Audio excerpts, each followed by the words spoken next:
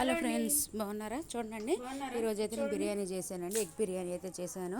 చూడండి, టేస్ట్ అయితే చేస్తున్నానండి. చాలా బాగా అయితే వచ్చిందండి. ఇది మాత్రం పొడి పొడిగా వచ్చింది. ఫస్ట్ టైం ట్రై చేసినా సరే మాత్రం మంచి సక్సెస్ అయితే అయిందండి బిర్యానీ. చూడండి, నేనైతే టేస్ట్ అయితే చేస్తున్నాను. చాలా కలర్ఫుల్గా పొడి పొడిగా ఉందండి. వేడి వేడిగా ఉంది. దీని కాంబినేషన్ వచ్చేసి పెరుగు చట్నీ అయితే చేశానండి. ఇంకా ఆనియన్స్ పెరుగు చట్నీ, ఎగ్ బిర్యానీ అండి. చాలా టేస్ట్ ఉందండి. ఇంకా చూద్దామా వీడియోలోకి వెళ్ళి ఎలా చేసాను ఎగ్ బిర్యానీ నేనైతే చూపిస్తాను. చూడండి, ఫస్ట్ టైం చేసిన చాలా బాగా వచ్చింది. ఇంక దీని తయారీ విధానం అయితే చూద్దామండి. చూడండి, ఇంకా ప్రాసెస్లోకి వెళ్ళిపోదాం. ఇంకా చూడండి, ముందుగా అయితే గుడ్లు తీసుకున్నానండి. గుడ్లను అయితే ఉడకబెట్టుకుంటున్నాను. తర్వాత చికెన్ మసాలా, లవంగాయలు, చెక్క, యాలక్కాయలు ఇవన్నీ తీసుకున్నానండి. రెడీగా పెట్టుకున్న మసాలాలు.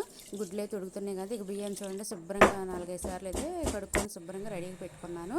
ఇంకా అల్లం వెల్లుల్లి పేస్ట్ కూడా ఫ్రెష్గా దంచుకున్నాను. గుడ్లు అయితే బాయిల్ అయినాయి, ఉడుకుతున్నాయి. ఇక చూడండి, ఈ రైస్లోనే లవంగాల, చెక్క, యాలక్కాయలు, ఉప్పు, కొంచెం నూనె ఇవన్నీ వేసేసి గ్యాస్ మీద పెట్టి అయితే 75% అయితే ఉడికించుకుంటానండి రైస్.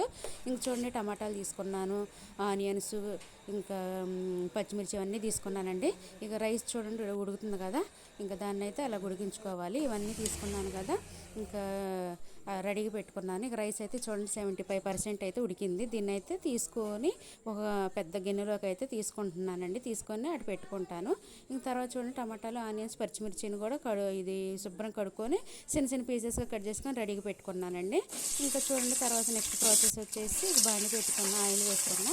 ఎగ్స్ ఉన్నాయి కదా, ఇక ఉడికిన ఎగ్స్ ఇక అయితే కొంచెం ఉప్పు, పసుపు, కారం ఈ 3 వేసుకొని అందులోనైతే ఇది వేయించుకుంటున్నానండి. అవి వేయించుకొని పక్కకు తీసుకుంటున్నాను. ఇక పక్కకు తీసుకొని ఇంకా చూడండి, ఎగ్స్ అవన్నీ ఉన్నాయి కదా. మళ్ళీ ఒకసారి వచ్చిందండి ఇది క్లిప్పే, మళ్ళీ ఇంకోసారి అయితే రిపీట్ అయింది. ఇంక ఈ ఎగ్స్ ఉన్నాయి కదా, వీటినైతే ఈ నూనెలోనైతే వేయించుకొని పక్కన అయితే పెట్టుకుంటానండి. పక్కన పెట్టుకొని ఇంకా చూడండి, ఇంకా నెక్స్ట్ ప్రాసెస్ అదే ఆయిల్ ఉంది కదా, అదే ఆయిల్లోని ఈ టమాటాలు, పచ్చిమిర్చి, ఆనియన్స్ ఇవన్నీ వేసుకొని అయితే వేయించుకుంటాను.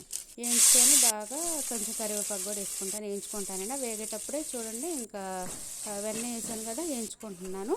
ఇవి వేగుతున్నాయి అనుకున్నప్పుడు ఇంకా అల్లం వెల్లుల్లి పేస్ట్ ఉంది కదా, ఫ్రెష్గా దంచేసుకుంది. ఆ ఫ్రెష్గా దంచుకుని అల్లం వెల్లుల్లి పేస్ట్ కూడా వేసుకొని కలుపుకుంటానండి. కలుపుకొని ఇంకా మసాలా పౌడర్ ఉంది కదా, చికెన్ మసాలా అవైలబుల్గా ఉన్న, గరం మసాలా ఏదంటే అది వేసుకోవాలండి. అది కూడా వేసుకొని కలుపుకొని మనకు తగినంత పెరుగు ఉంటుంది కదండి, ఆ పెరుగును కూడా వేసుకోవాలండి. ఎందుకంటే మసాలా మాత్రం గ్రేవీ మాత్రం కావాలి కదా.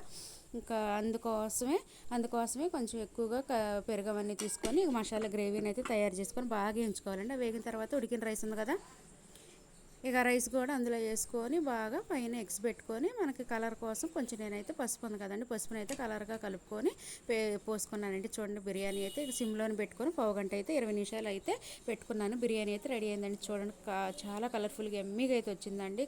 ఫస్ట్ ట్రై చేసినా కూడా పొడి పొడిగా అయితే వచ్చింది. ఇంక చూడండి, పట్టుకుంటేనే రెవరెవలు ఆడిపోతుంది, రెస్టారెంట్లో ఉన్నట్టు అయితే ఉంది.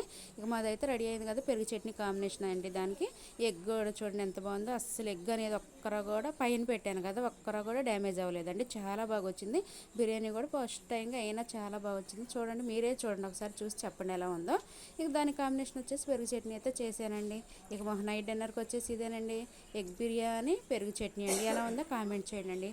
మా వీడియో కనుక మీకు నచ్చితే లైక్ చేయండి. ఓకే ఫ్రెండ్స్, మరొక వీడియోలోకి వెళ్దాం. బాయ్.